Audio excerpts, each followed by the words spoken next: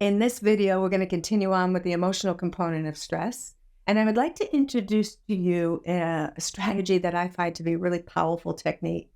And it's the idea of the middle. This concept I found more than 25 years ago. I actually needed it. I was in corporate America, and the more success I had, the more stress I had, the less time I had. I was super stressed out and I didn't realize it, right? So you just kind of deal with it. And I was to the point that I started feeling very, very uncomfortable in closed places, like when I was in an elevator or if I had to be in a meeting in a boardroom, things like that, to the point where I was having a panic attack. I went to my doctor and I thought it was a heart attack or something was wrong with my heart. And he referred me to a therapist because he said, "You're having anxiety attacks." So when I went to the therapist, what she had said to me was very interesting. She said, "You are like a tea kettle without a valve." That analogy was perfect. She said, "We got to get you to the middle of the page." And I was like, "What's the middle of the page?" And she took out a piece of paper and a pen and she drew this for me. And I want to share it with you. And like I said, when I saw this, I thought it was like, okay, it's tangible for me. I can do this.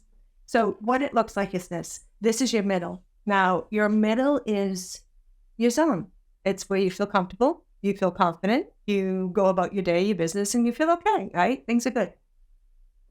I'll stay in the middle all the time. Or kind of hang out on either end of this middle in this page. So on the upper end, right, the more amped up side is you feel agitated or you lose your keys, you're late for work, you get into a fight, so, the boss yells at you or something like that. So this is agitated, angry, irritable. Anxiety is up here, a lot of worry, excessive worrying, and feeling overwhelmed. And then on the lower half of the page is more of that lethargic feeling or the sadness, helpless and hopeless and maybe rootless and depressed. So looking to stay at the middle of the page is kind of the zone, right? And how she explained it to me was I was spending most of my day, weekend, months up here, amped up. I was always stressed. I was always worried. I was worried, getting on to the next thing, always like in the future thinking. And she said, when you pop off the page, that's the anxiety attack. And she said, if you can't, it's really hard to pop off the page from the middle of the page. I was so close to the top of the page. When she said that, I was like, so all I need to do is figure out how to get to the middle and I won't have that dreaded panic attack, which is a terrible feeling if you've ever tried it. So anyway, how to get to the middle. Everything that we've talked about up until this point, first of all, you can't fix what you don't see. So you have to notice that I'm worried too much. I'm anxious too much. I'm irritable too much. Or you're checked out or hopeless. And then from there, finding the middle. The neuroscientist that I had mentioned earlier, Andrew Huberman, and also Tony Robbins is the highest paid life coach in the world. And he says it, and this is how he does all his seminars and that sort of thing. But I believe I'm quoting Andrew Huberman here. It's difficult to control the mind, but the mind, look to the body. Because you can't fix the mind with the mind, you got to go for the body. So if you want to change a funk you're in, or a negative habit, or a negative feeling, it's hard to change the mind with the mind. We have to look to the mechanics of the body. And let me share with you some of those tricks or techniques. Stand up.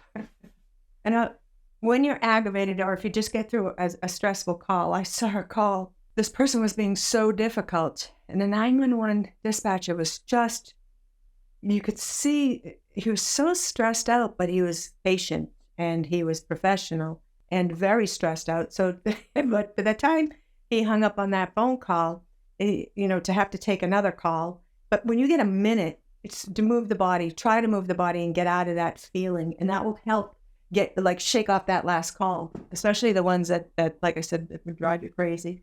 The other thing is change your posture. I'm going to give you a cue, right? You hear this and you'll notice it now as a result of hearing it today. Ears in line with the shoulders in line with the hips.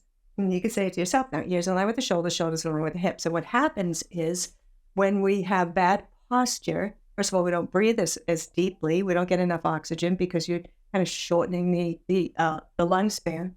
And from here, ears in line with the shoulders, shoulders in line with the hips. When you change your posture, you feel more confident and you just change the mood you're in. The other one is the breath.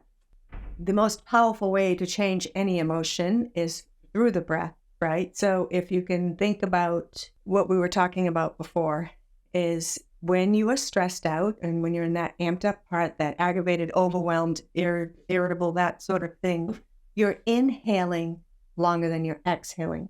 When you're inhaling longer than you're exhaling, that means you're not letting off enough carbon dioxide.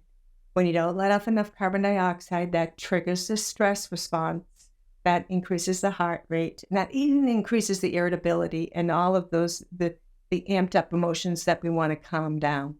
So noticing the breath throughout the day, like I said, the weakest point, I think I said this before, the weakest point from which to fix something, a challenge, is when you're in it. So breath work can be done when you're not in a stressed out point. And it's like Bruce Lee used to say, you have to learn it until you forget it. It becomes a conditioned response. So if you find yourself noticing your breathing throughout the day, when you're, in your car or at the mall or shopping or something like that, then when you are in a stress response, it becomes an automatic conditioned response. So the breath. Now, cold tank, that definitely changes a lot of things quickly because that changes any mood. That puts you right into a fight or flight. A shower, massage, bath, these are all nice ideas. Take a walk, workout, dance, or run. It doesn't have to be, you can even just get up from where you are and move. It's just putting your body into action a lot more. The power pose, this is from a study from Harvard University. Maybe you heard about this. And this is about how people stand or how our posture and how our body changes. Just what we're talking about, how using the body to change the emotion. And the power pose was a study about if you are going to public speak, or if you are, before an audition or before a big exam. If you take your feet hips distance apart, you take your palms face forward, and you roll your shoulders back, and you open your chest, you take a deep breath in, kind of like this sort of thing. And when you do that, you can hold that. And if you hold that pose for, I think it was a minute maybe, it changes how you feel, and you feel more confident from the power pose. And last that I wrote down here is probably one of my favorite hacks. It's called the 5-4-3-2-1. This life hack is, for me, it's the reason I'm talking to you today. I teach this training Zoom, and I teach it live. About 7 or 8 years ago when I started this SRT project, I wanted to get this to as many people as I could. But the time constraint with trainings and how just trying to get people together for a Zoom training or for a live training. And I always wanted to do this training. I wanted to do something where you can watch it and view it at your own pace. And what happened was you ever hear the old adage, if you give yourself a month to clean your closet, it'll take a month. If you give yourself a week, it'll take a week. If you give yourself a day, it'll take a day. Well, when I was speaking with Paula over at CPL, I had told her, what my intention was to do this. I was thinking about doing it for correctional officers. And she's like, can you ever dispatch a stress? This would be great. And I said, sure. How about 3 weeks? So anyway, that was 5-4-3-2-1. And I just took the idea out of it.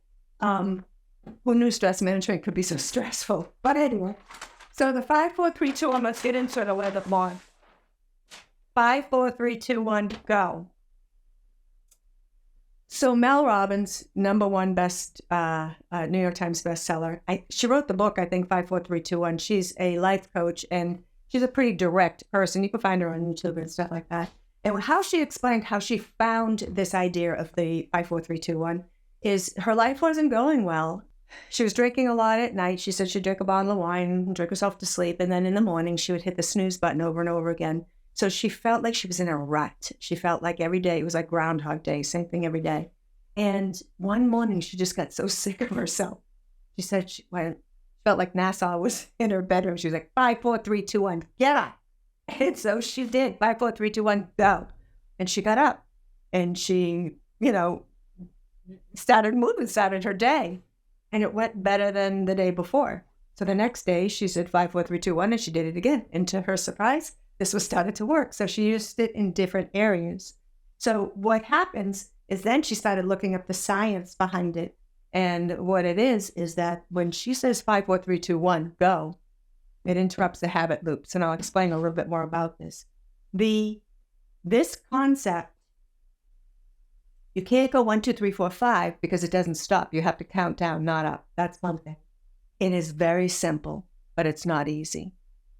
It's, how she put it is, if you want your desires, right? If I wanted to create this training for a long time, you're never going to feel like it. I don't feel like jumping in the cold tank, but I know it's good for me. I don't feel like going to the gym, but I know it's good for me. It's those things that you desire to do for your life change. You know you want to do it, and in doing it, you'll feel much better, but you're never going to feel like it. So to interrupt the procrastination, right? You're never going to feel like it. So we interrupt the habit. You change, what you're doing is you're changing the knowledge of the desire to do something. I desired to make this training. I wanted to take it from knowledge to action. And when I said yes and committed, that was the 5, 4, 3, 2, 1 moment for me. And we can do it with everything. You go from autopilot to decision maker. All of a sudden, I have lots of time to create this training where I didn't have any time before I said yes. 5, 4, 2, 3, 1 interrupts the habit loops. We have these neural pathways in our brain. The idea of neuroplasticity is the ability to change those neural pathways. With the 5, 4, 3, 2, 1, you make a different decision. Then you do it again and again. It's kind of like the first time you have a pathway through the woods. You can't really see it that well. But then if you go on it a few times, it becomes a well-worn out pathway. So that's a 5, 4, 3, 2, 1 rule.